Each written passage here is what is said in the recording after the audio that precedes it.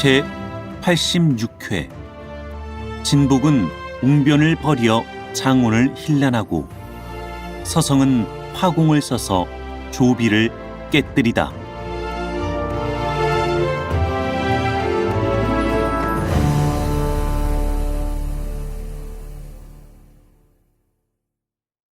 이때 동호에서는 육손이 위나라 군사를 물리치자 오왕이 육손을 보국장군 강릉후로 봉하고 형주목을 거느리게 했다. 이로부터 병권이 모두 육손에게 돌아가게 되었다. 그리고 장소와 고옹이 오왕에게 연호를 바꿀 것을 주청해서 손건은 허락하고 드디어 연호를 고쳐 황무원년이라 했다. 그때 갑자기 위나라 황제가 사자를 보내왔다고 고해서 손건이 불러들이니 사신이 아랜다. 지난번에 총나라에서 구원을 청하므로 위에서 한때 잘못 생각하고 그만 군사를 내었던 것인데 이제 크게 뉘우치고 있습니다. 이번에 사로병을 일으켜 촉을 취하려 하니 동호에서는 부디 적응해 주시되 만약 총나라 땅을 얻게 되면 절반씩 나눌 것입니다. 손건이 그 말을 듣고 혼자 결단하지 못하고 장소와 고웅의 무리에게 물었다. 600원에게 고견이 있으리니 그에게 하무나옵소서. 장소가 하는 말을 듣고 손건은 즉시 육손을 불러들였다. 육손이 들어와 아뢰었다. 조비가 중원을 다스리고 있어서 급히 도모할 수 없는 터에 만약 그의 말을 좋지 않으면 원수가 될 것입니다. 그러나 신이 생각하옵건대 위나라나 오나라나 다 제갈량의 적수가 아니니 우선 응낙해 두시고 군사를 정돈하여 준비하시는 한편으로 위나라 사로병의 동정을 탐지하셔서 만약 사로병이 이겨 서천이 위급하고 제갈량이 적을 앞뒤로 감당하지 못하는 형편이거든 그때 주상께서 군사를 내어 응해 주시되 위보다 먼저 성도를 취하는 것이 상책이고 만약에 사로병이 패하거든 달리 상의하심이 가할까 합니다. 손권은 그 말을 조차 위나라 사자를 보고 군수 준비가 되는 대로 곧 기병하리라 하고 말해서 사자는 절하여 하직하고 돌아갔다. 손권이 사람을 시켜서 알아보게 했더니 서번 군사는 서평관으로 가다가 마초를 보자 싸우지도 않고 물러갔다 하며 남만의 맹획은 사군으로 쳐들어갔으나 위원의 의병기에 걸려 그만 자기가 살던 곳으로 돌아가 버렸다 하고 상용의 맹달은 군사를 거느리고 가다가 중간에 갑자기 병이 나서 더 전진을 못했다 하며 또 조진의 군사는 양평관으로 갔으나 조자령이 각처의 애구를 지키니 과연 한 장수가 관을 지켜도 10,000명의 군사를 막아낼 수 있다더니 조진이 군사를 야곡도에 주둔해 놓았으나 끝내 이기지 못하고 돌아가 버렸다고 한다. 손건이 이 소식을 듣고 곧 문무백관에게 600원은 참으로 귀신처럼 마치는구나. 과인이 만약 망령대에 동했더라면 서촉과 원수를 맺었을 것이로다 하고 말하는데 고련 고하는 말이 서촉에서 등지를 사신으로 보내왔다고 한다. 장소가 말했다. 이는 바로 우리의 진병을 누르는 제갈량의 계교로 등지를 세객으로 보낸 것이옵니다. 그러면 어떻게 대답해야 좋은가? 먼저 전각 앞에 큰 솥 하나를 걸고 그 안에 기름 수백 근을 부은 다음 숯불을 피워서 끓이는데 기름이 한창 부글부글 끓을 때 허우대 크고 얼굴 큰 무사 1,000명을 뽑아서 저마다 손에 칼을 들려 국문에서부터 곧장 전상에 이르기까지 양옆에 쭉 버려 세우십시오. 그때 등지를 불러들이시되 그에게 미처 입을 열어 말할 겨를을 주지 마시고 옛날에 여기기가 제 나라를 달라던 고사로 책망하시고 그 전례를 본받아 삶아 죽이리라 하셔서 대체 이 사람이 무엇이라 대답하는지 보기로 하시지요. 손권은 그 말을 조차 기름가마를 걸어놓고 무사들에게 명하여 각기 평장기를 손에 들고 좌우에 버려 서게 하고 등지를 불러들였다. 등지가 의관을 정지하고 들어오는데 국문 앞에 이르러 보니 양옆에 들어선 무사들의 위풍이 늠름하고 저마다 강도, 대부, 장극, 단검을 손에 들고 전상에 이르기까지 버려 서 있다. 등지가 손권의 속을 빤히 꿰뚫고 조금도 겁내는 빛 없이 의기양양하게 걸어갔다.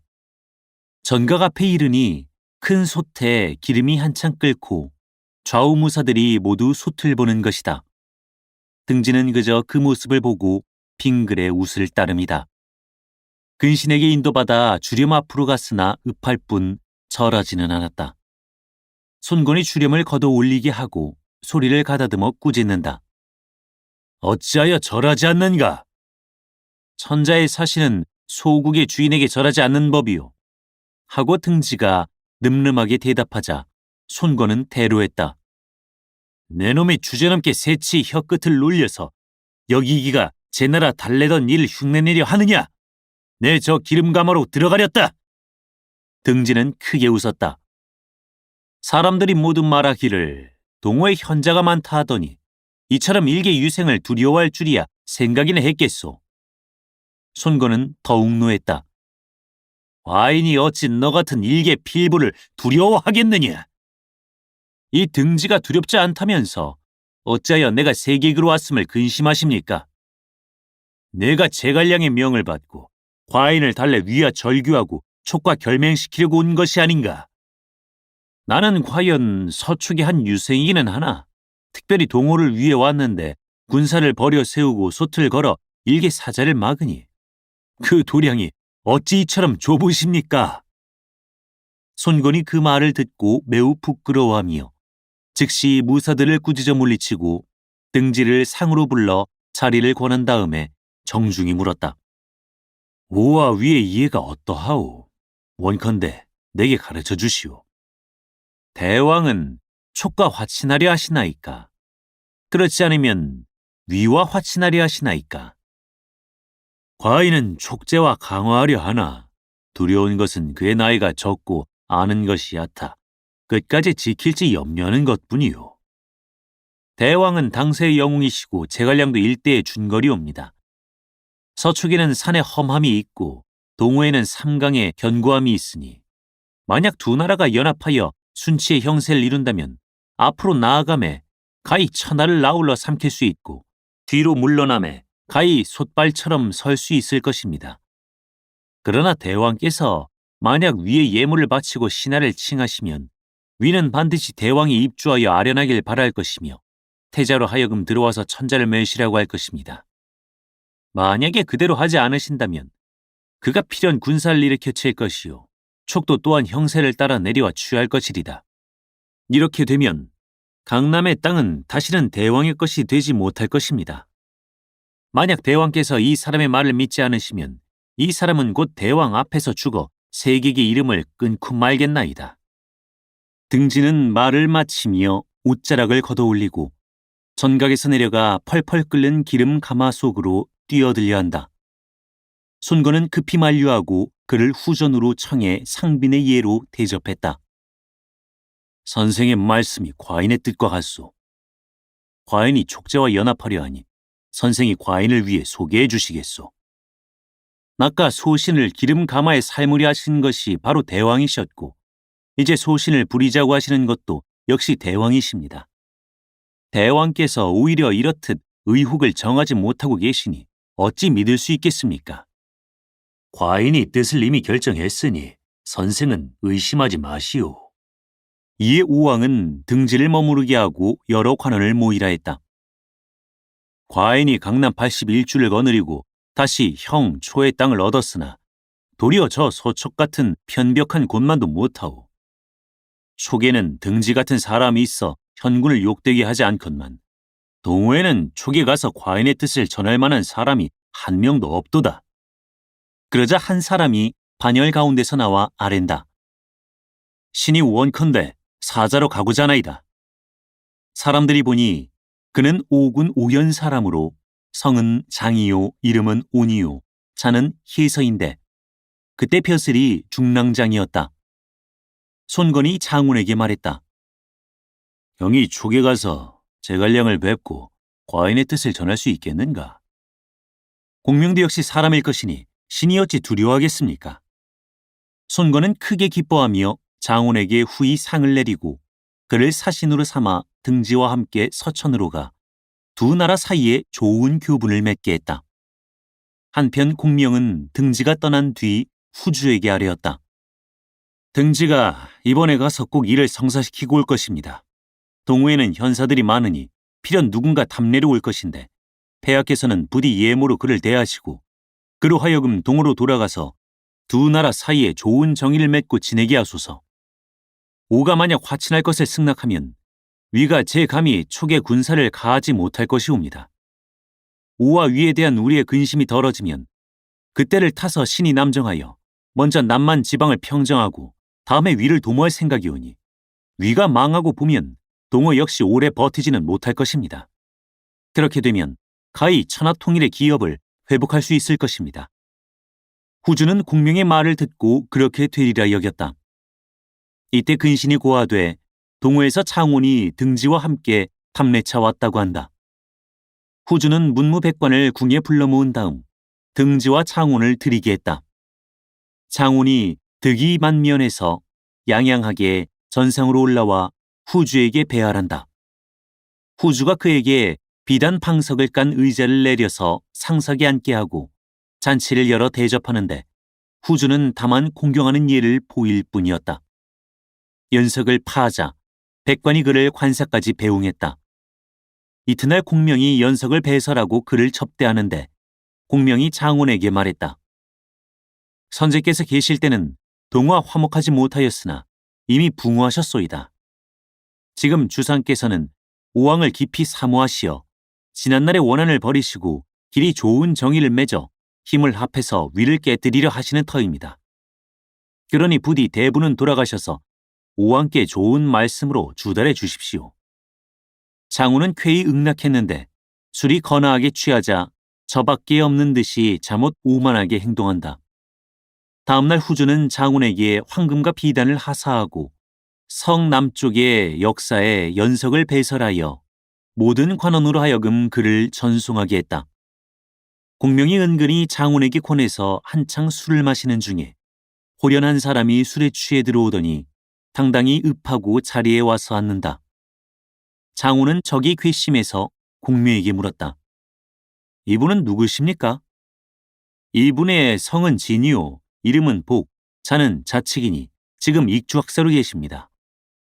장운이 듣고 웃으며 이름은 학사라지만 과연 흉중에 무엇을 배워 아는지 모르겠구먼 하고 한마디 하니 진복이 정색하고 말한다. 초기에 삼척 동자도 배운 것이 있으려니 다물며 나로 말해 무엇하겠소. 그래, 공이 배운 것이 무엇이오? 어디 좀 들어봅시다. 위로는 천문에 이르고 아래는 지리에 이르며 삼교, 구류와 제자 백가를 통하지 않은 것이 없고 고금의 흥패와 성인의 경전에 이르기까지 보지 않은 것이 없소. 장우는 희죽 웃으며 물었다. 공이 큰 소리를 치니 한번 하늘을 가지고 물어보겠소. 하늘에 머리가 있소? 있지요. 그래, 머리가 어느 편에 있소? 서편에 있소. 시경에 이르기를 내권 서구라 곧 염려하여 서편을 돌아보다 했으니 이로써 미루어 보면 머리는 서편에 있는 것이오. 귀가 있소? 하늘이 높은 곳에 처하여 낮은 데 것을 들으니 시경에 이르기를 학명어구고 성문우천이라 곧 학이 깊은 곳에서 울면 소리가 하늘에 들린다 했소. 귀가 없으면 어떻게 듣겠소? 하늘에 발이 있소. 발이 있소. 시경에 천보간난이라 곧 하늘의 걸음이 고생스럽다 했으니 발이 없으면 어떻게 걷겠소? 하늘에 성이 있소. 어찌 성이 없겠소? 무슨 성이요? 성은 유씨요. 무엇으로 그런 줄 아오? 황제의 성이 유씨이므로 그런 줄 알지요. 해는 동쪽에서 생기는 것이 아닌가요? 비록 동쪽에서 생기지만 서쪽으로 진다오. 이때 진복의 음성이 맑고 대답이 유수와 같으니 좌중이 모두 놀란다. 장원이 다시 말이 없는데 이번에는 진복이 한마디 물었다. 선생은 동호의 명사라 이미 하늘의 일을 가지고 내게 물으니 필시 하늘의 이치를 환히 알고 계시겠지요. 옛적에 혼돈이 이미 나뉘고 음양이 서로 갈라져 가볍고 맑은 것은 위로 떠서 하늘이 되고 무겁고 탁한 것은 아래로 엉켜 땅이 되었다 하는데 공공씨가 싸움에 지고 머리로 부주산을 들이받았기에 하늘을 버틴 기둥이 부러지며 땅 한 귀퉁이가 허물어졌으므로 하늘이 가볍고 맑아 위로 뜬 것이라면서 어떻게 서북으로 기울 수 있으며 또 그 가볍고 맑은 것 이외의 것으로는 무엇이 있는 것입니까? 바라건대 선생은 좀 가르쳐 주시겠습니까? 장훈이 이에 대답할 말이 없어서 자리를 피하며 말했다. 총나라의 이처럼 준거리 많으실 줄은 몰랐소이다. 지금 강론하는 말씀을 들으니 이 사람의 막혔던 가슴이 탁 열리는 것 같습니다. 공명은 행여나 장훈이 무안해할까 염려하며 좌석에서 하는 문답이란 모두 농담일 뿐입니다. 공께서는 국가 안녕의 도리를 깊이 알고 계신 분인데 한때 농담에 아랑곳하시겠습니까? 하고 좋은 말로 풀어주었다. 장훈이 절하며 살해한다. 공명은 다시 등지에게 사자로 가서 탐내하라 명하고 장훈과 동행하게 했다. 두 사람은 공명에게 하직하고 동호를 향해 떠났다. 이때 오왕은 장훈이 서촉에 들어간 후 소식이 없어 문무제신을 모아 이를 의논하는데 호련 근신이 아랜다. 촉에서 담례차 등지를 보내서 장훈과 함께 입국했소이다. 손권이 불러들이니 장훈이 전각 앞에 와서 절하고 후주와 공명의 덕이라 일컬으며 촉에서 길이 좋은 교분을 맺기 원해서 다시 등지를 담례차 보내왔음을 고한다. 손권이 크게 기뻐하며 곧 연석을 배설하여 대접하며 등지에게 말했다. 만약 오와 촉 두 나라가 합심해서 위를 멸하고 태평천하를 이룬 후 두 나라 인군이 서로 나누어 다스린다면 어찌 즐겁지 않겠소. 등지는 이에 대답하여 예로부터 이르기를 하늘에는 두 개의 해가 없고 백성에게는 두 임금이 없다고 했으니 위나라를 멸한 뒤에 천명이 과연 누구에게 돌아갈지 모르오나 다만 임금이 된 이는 각기 그 덕을 닦고 신하가 된 자는 각기 그 충성을 다하면 전쟁이 비로소 그칠까 하나이다. 라고 했다. 손권은 듣고 크게 웃으며 그대의 성실함이 과연 이러하도다. 하고 등지를 후히 대접하여 돌려보냈다. 이로부터 오와 촉은 서로 좋은 정의를 맺고 지냈다. 한편 위나라의 세작이 이 소식을 탐지해 나는 듯이 중원에 고하니 조비는 듣고 크게 노했다. 오와 촉이 동맹을 맺었다 하니 중원을 도모할 뜻이 있는 것이다. 짐이 먼저 그들을 치겠다. 조비는 문무백관을 크게 모아놓고 군사를 일으켜 동호를 칠 일을 상의했다. 이때 대사마 조인과 태위 가후는 이미 죽었고 시중 신비가 반열에서 나와 아랜다. 중원 땅은 넓고 백성은 적어서 용병하려 해도 이롭지 못하옵니다. 그러므로 오늘날 취할 계책은 10년 동안 양병 둔전을 하는 것이옵니다. 그렇게 되면 양식과 군사가 넉넉해질 것이오니 그 연후에 정벌하면 오와 촉을 깨뜨릴 수 있사옵니다. 조비는 듣고 노하여 이는 썩은 선비의 말이다.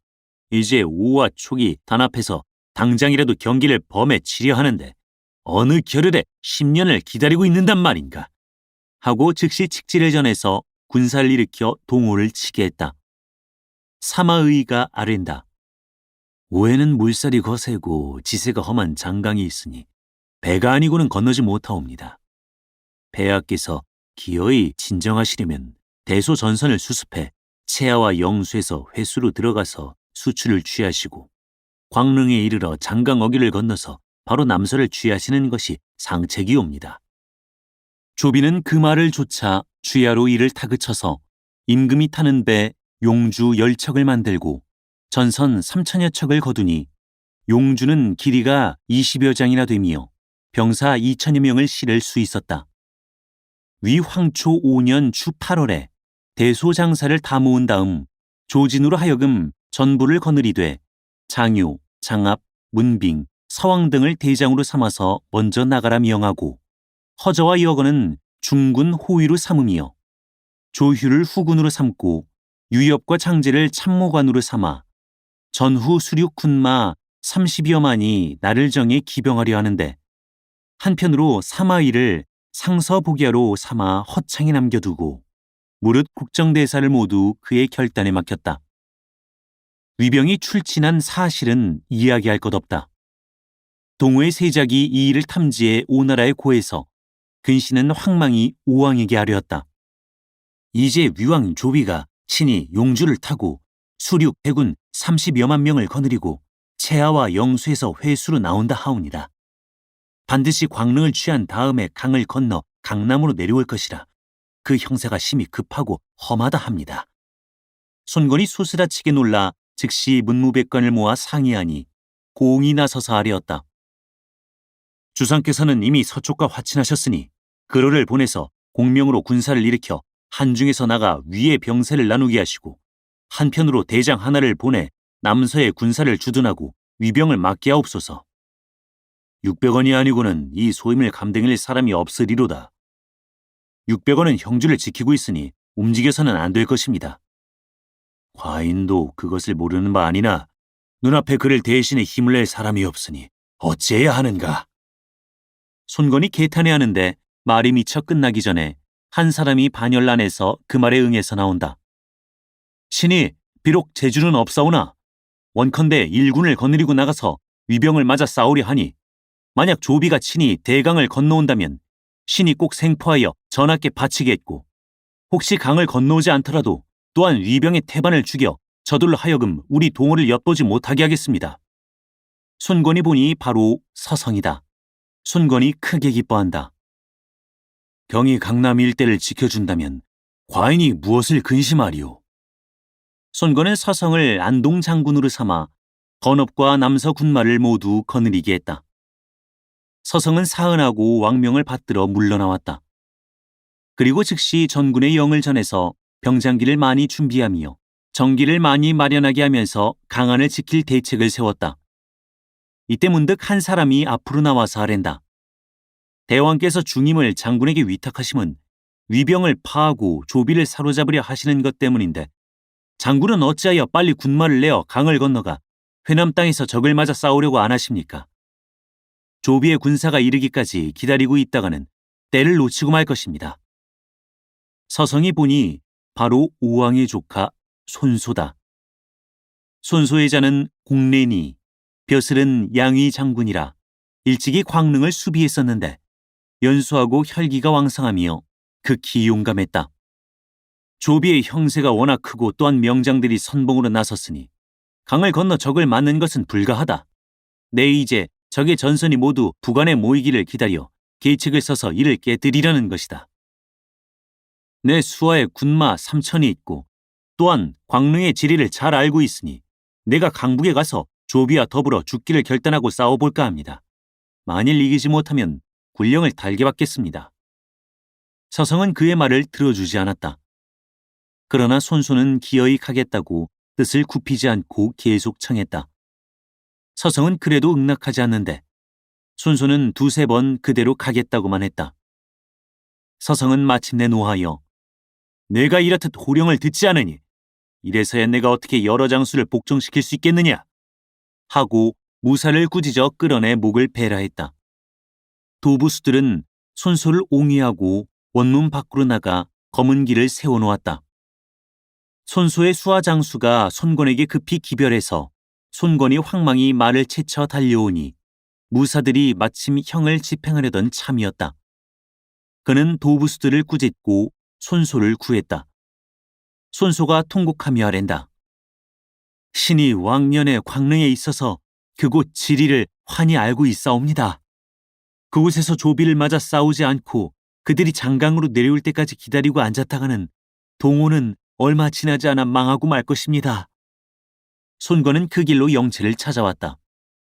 서성은 장중으로 그를 영접해드린 다음에 간했다.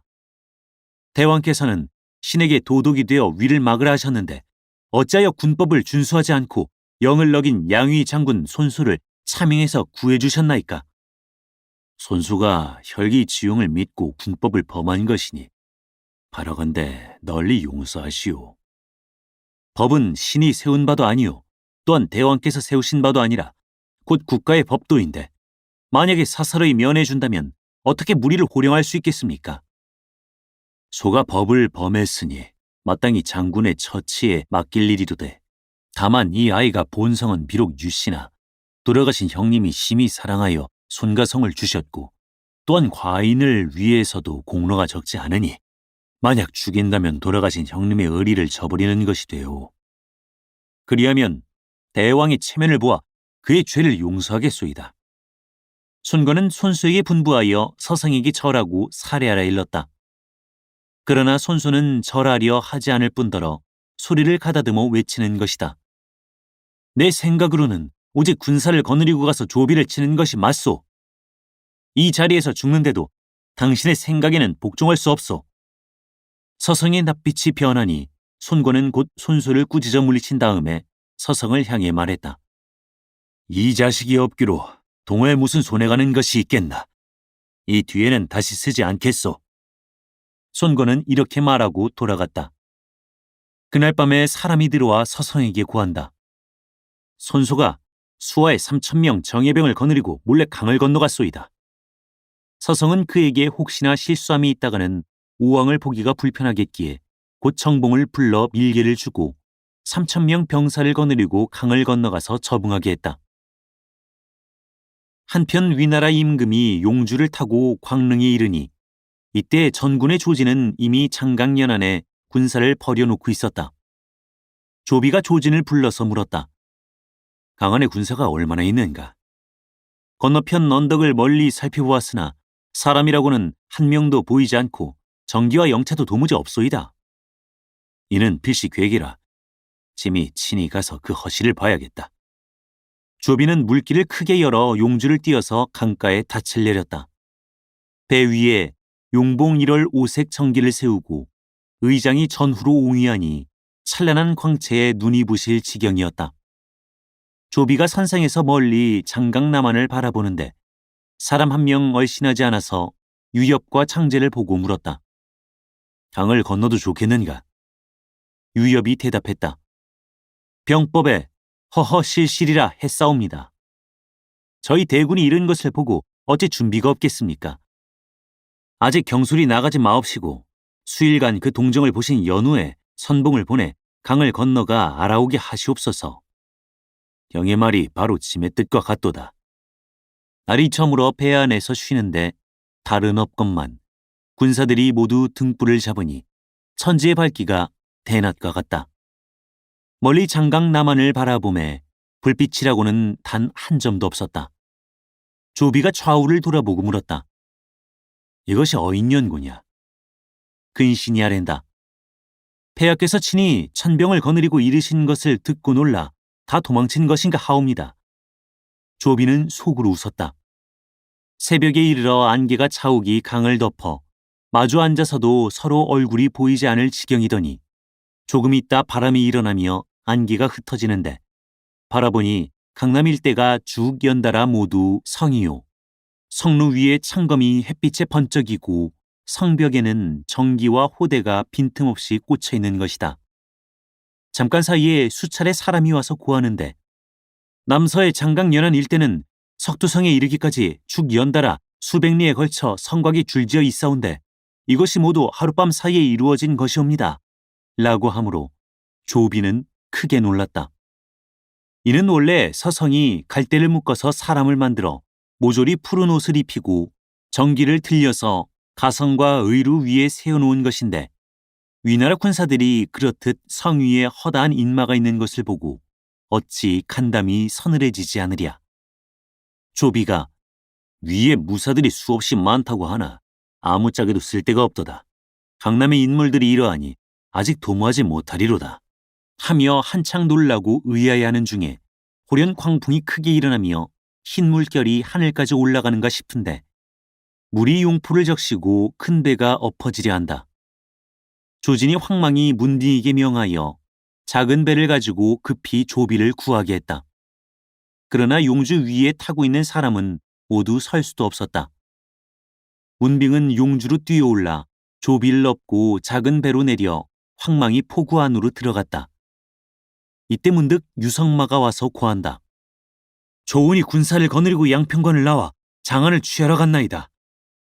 조비가 듣고 대경 실색하여 즉시 회군하게 한다.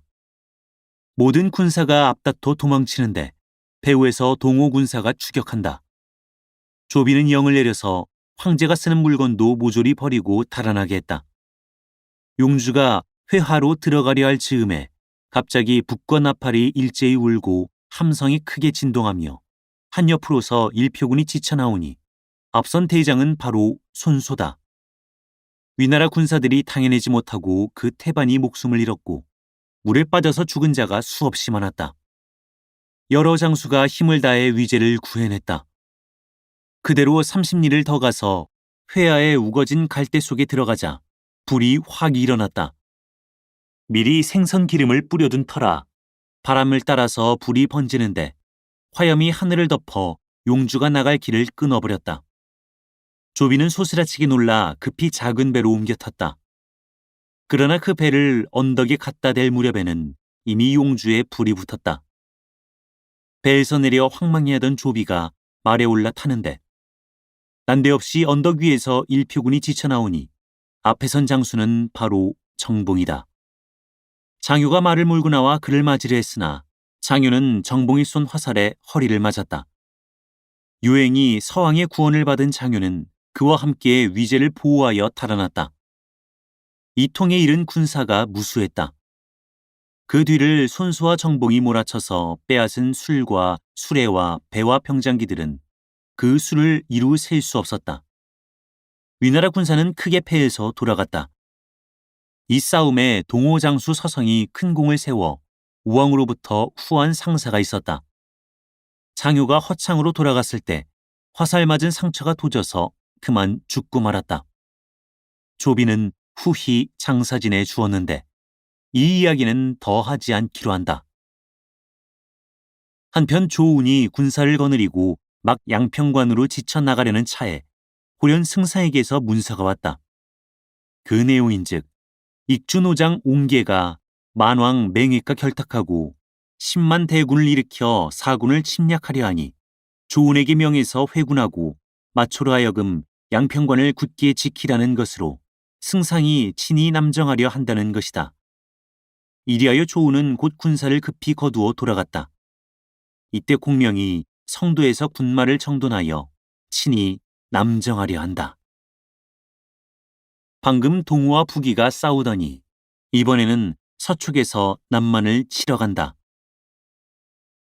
승부가 장차 어찌 될 것인고 다음 회를 보라. 사단법인 올제 제작, 낭독 공준호, 번역 연변인민출판 삼국지 번역팀.